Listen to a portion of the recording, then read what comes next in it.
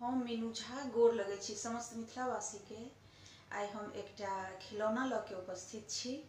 कोशिश करै छी सब गोटे के नीक लागे तो लाइक शेयर के संग हमर चैनल मैथिली गीतमाला के जरूर सब्सक्राइब करी। जे बाकी छी से नम्र निवेदन है सब गोटे से। धन्यवाद। जय मिथिला, जय मैथिली।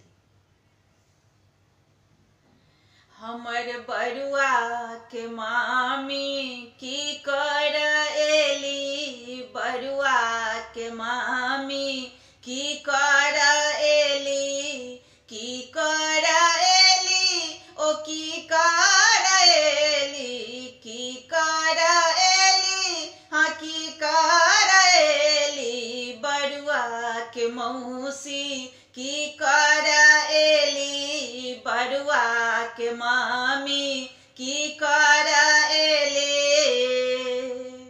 नहीं अनली साड़ी, नहीं अनली साया, नहीं अनली साड़ी, ओ नहीं अनली साया, मरवरिया भतार संगे की कर एली, कपड़िया भतार संगे की कर एले, बरुआ के मामी की कर एले। नहीं अनली खाजा, नहीं अनली लड्डू, नहीं अनली खाजा, ओ नहीं अनली लड्डू, नहीं अनली लड्डू, हाँ नहीं अनली लड्डू, हलवैया भतार संगे की कर एली, हलवैया भतार संगे की कर एली, बरुआ के मामी की कर एले।